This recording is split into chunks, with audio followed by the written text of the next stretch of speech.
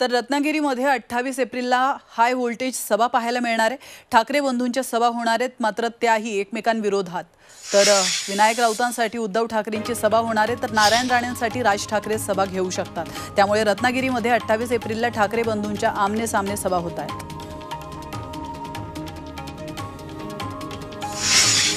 महायुतीच्या उमेदवाराला विरोध करण्याची भूमिका घेणाऱ्या मनसे नेते शालिनी ठाकरेंना पक्षानं घरचा आहेर दिलाय। राज ठाकरेंच्या महाराष्ट्र नवनिर्माण सेनेनं आज एक पत्रक काढून पदाधिकाऱ्यांना तंबी दिली आहे। काही दिवसांपूर्वी मनसेच्या काही पदाधिकाऱ्यांनी महायुतीच्या उमेदवाराला आमचा पाठिंबा नाही, त्या उमेदवाराबद्दल आमची नाराजी आहे अशी विधाने केली।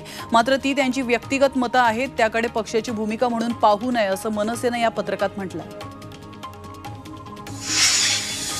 मुख्यमंत्री एकनाथ शिंदे यांनी नाराज असलेल्या विनोद पाटलांची त्यांच्या निवासस्थानी जाऊन भेट घेतली आहे। विनोद पाटील आणि मुख्यमंत्री यांच्यामध्ये जवळपास 50 मिनिटं चर्चा झाली आहे। दोन्ही नेते झोपाळ्यावर बसून एकमेकांना कानगोष्टी करताना दिसतात। मात्र बंद दाराआड कोणतीही राजकीय चर्चा झाली नसल्याचं विनोद पाटलांनी स्पष्ट केलंय। तर विनोद पाटील महायुतीच्या उमेदवारासाठी काम करतील अशी माहिती मुख्यमंत्र्यांनी दिली आहे।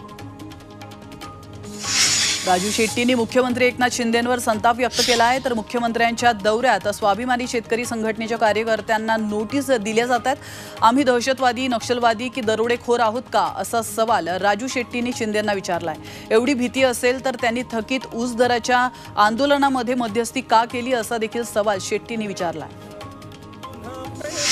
जळगावमध्ये महायुतीला मोठा फटका बसण्याची शक्यता आहे। तर शिवसेना शिंदे पक्षाचे आमदार चंद्रकांत पाटील यांची नाराजी कायम असल्याची चर्चा सुरू आहे। जळगावमधील रावेर लोकसभा मतदारसंघात आज महायुतीची रॅली आणि सभा पार पडली आहे। यावेळी चंद्रकांत पाटील अनुपस्थित होते। तर महायुतीच्या उमेदवार रक्षा खडसे आणि स्मिता वाघ यांच्यासाठी ही रॅली काढण्यात आली होती। मात्र चंद्रकांत पाटलांच्या अनुपस्थितीने राजकीय वर्तुळात चर्चांना उधाण आलं।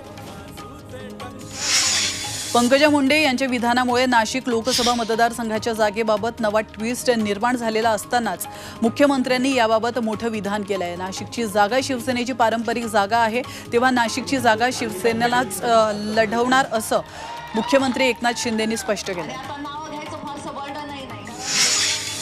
सांगलीची जागा काँग्रेसला न मिळाल्याने विश्वजित कदमांनी मेळाव्यामध्ये आक्रमक भूमिका मांडली आहे। उद्धव ठाकरे अचानक आले आणि उमेदवारी जाहीर केली। मवियामध्ये कोण काय करत होतं यावर बारीक लक्ष नव्हतं का असा सवाल विचारत जागा सोडणं हे चुकीचंच होतं अशी खंत त्यांनी बोलून दाखवली आहे। मित्र पक्षाला सांगा 100% काँग्रेसची मते मिळतील, पण पुढे विधानसभेला आवाज काढायचा नाही, जागा न मिळाल्याचा वचपा येणाऱ्या काळामध्ये काढूच असा इशारा विश्वजित कदमांनी ठाकरे गटाला दिला।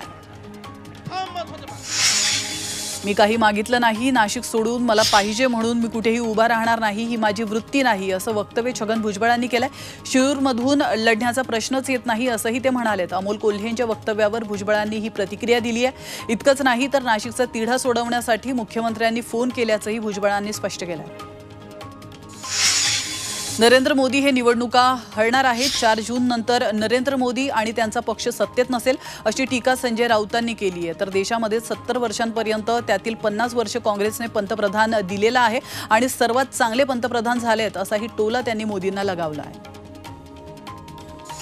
लोकसभा निवडणुकीनंतर महाराष्ट्रातील गद्दारांचं सरकार पूर्णपणे बरखास्त होईल आणि महाराष्ट्रामध्ये राष्ट्रपती राजवट लावली जाईल असं विधान मवियाचे उमेदवार विनायक राऊतांनी केलंय। इतकंच नाही तर विधानसभा निवडणुकीमध्ये भाजप स्वतः एकटी लढणार आणि शिंदे शिवसेना आणि अजित पवारांना लटकवणार असा दावा देखील राऊतांनी केलाय। तर राज ठाकरेंनाही विनायक राऊतांनी टोला लगावला।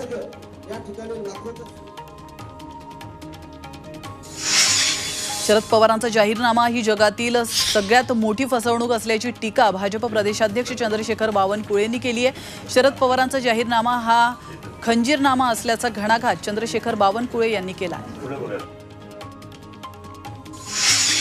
विजय वडेट्टीवार यांनी राज ठाकरेंवर हल्लाबोल केला आहे। राज ठाकरेंनी बारामतीमध्ये सभा घ्यावी, अजित पवारांची मिमिक्री करावी म्हणजे मनोरंजन होईल आणि धरणही भरतील असा टोला वडेट्टीवारांनी लगावलाय। तर राज ठाकरे बारामतीमध्ये सुनेत्रा पवारांसाठी सभा घेण्याची शक्यता असल्याच्या चर्चांवर वडेट्टीवारांनी हल्लाबोल केला आहे। सरकार विरोधी वातावरणामुळे पंकजा मुंडेंना भीती वाटत असावी, त्यामुळे शेवटची निवडणूक लढत असल्याचं त्या म्हणाल्या असाव्या अशी टीका विजय वडेट्टीवारांनी केली आहे। बीडमधून मवियाचा उमेदवारच जिंकणार असंही वडेट्टीवार यांनी स्पष्ट केलं आहे। जालन्यातील महायुतीचे उमेदवार रावसाहेब दानवेंच्या संपत्तीमध्ये यंदा 9 कोटींनी वाढ झाली आहे। दानवे दाम्पत्याकडे एकूण 42,60,30,000 रुपयांची संपत्ती असल्याची माहिती शपथपत्रातून समोर आली आहे। तर मवियाचे उमेदवार कल्याण काळे यांच्यासह त्यांच्या पत्नीकडे 27,12,00,000ची संपत्ती असल्याचं समोर आलं आहे।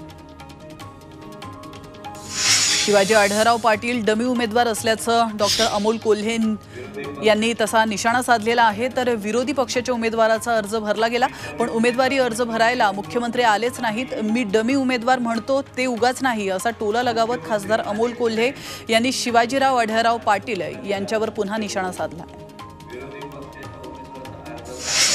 अजित पवारांवर टीका करणाऱ्या उत्तमराव जानकरांवर आमदार दीपक साळुंखेंनी निशाणा साधला आहे। जानकर फिरता रंगमंच आहेत, त्यांनी कधीही निष्ठेचं राजकारण केलं नाही असा आरोप साळुंखेंनी केला आहे। भाजपचे माजी आमदार विलासराव जगताप यांच्या कारवर हल्ला झालेला आहे। जत तालुक्यातील जिरग्याळ या ठिकाणी अज्ञातांकडून त्यांच्या कारवर दगडफेक करण्यात आली। विशाल पाटलांच्या प्रचारामध्ये सहभागी होऊ नये यासाठी भाजप उमेदवार संजय काका पाटील यांच्या कार्यकर्त्यांकडून दबाव आणला जात असल्याचा आरोप जगतापांनी केलाय। भाजप खासदार संजय काका पाटील यांच्या उमेदवारीला विरोध करत जगताप यांनी भाजपला रामराम ठोकला होता। नाशिकमधून नाशिक लोकसभेसाठी राजाभाऊ वाजे 29 एप्रिलला उमेदवारी अर्ज दाखल करणार आहेत। तर नाशिक आणि दिंडोरी लोकसभा मतदारसंघातील महाविकास आघाडीचे उमेदवार एकत्र उमेदवारी अर्ज भरणार आहेत। यावेळी संजय राऊत, जयंत पाटील आणि बाळासाहेब थोरात उपस्थित राहणार आहेत। संभाजीनगरमध्ये महायुतीचे उमेदवार संदीपान भुमरे यांनी मुख्यमंत्र्यांच्या उपस्थितीत अर्ज दाखल केलाय। संभाजीनगरच्या क्रांती चौकपासून ते गुलमंडीपर्यंत भव्य रॅली काढत जोरदार शक्ती प्रदर्शन करण्यात आलंय आणि या रॅलीमध्ये मुख्यमंत्री एकनाथ शिंदे यांच्यासह रावसाहेब दानवे, डॉक्टर भागवत कराड, अतुल सावे, अब्दुल सत्तार या सगळ्यांची उपस्थिती होती। नंदुरबार लोकसभा मतदारसंघासाठी काँग्रेस उमेदवार गोवाल पाडवी यांनी उमेदवारी अर्ज दाखल केला आहे। तर डमी अर्ज माजी मंत्री केसी पाडवी यांनी देखील भरलेला आहे आणि गोवाल पाडवी यांनी एकूण 3 अर्ज भरलेत। यावेळी मोठं शक्ती प्रदर्शन करण्यात आलंय। तर महाराष्ट्र आघाडीचे अनेक नेते आणि लोकप्रतिनिधी उपस्थित होते। मावळ लोकसभा मतदारसंघातून वंचित बहुजन आघाडीकडून माधवी जोशी यांनी उमेदवारी अर्ज दाखल केलाय। आतापर्यंत शिवसेना शिंदे गटाचे श्रीरंग बाळणे आणि शिवसेना उद्धव ठाकरे गटाचे संजोग वाघेरे यांनी उमेदवारी अर्ज दाखल केला होता। त्यामुळे आता मावळ लोकसभा मतदारसंघात तिरंगी लढत होण्याची शक्यता आहे। पालघर लोकसभेसाठी बहुजन विकास आघाडी पक्षाकडून राजेश पाटील यांना उमेदवारी देणार असल्याची सूत्रांची माहिती आहे। राजेश पाटील हे सध्या बोईसर विधानसभेचे बहुजन विकास आघाडीचे विद्यमान आमदार आहेत। राजेश पाटील यांच्या नावावर बहुजन विकास आघाडीकडून शिक्कामोर्तब करण्यात आल्याची माहिती समोर आली आहे। उद्या बहुजन विकास आघाडीकडून त्यांच्या नावाची अधिकृत घोषणा होण्याची शक्यता आहे।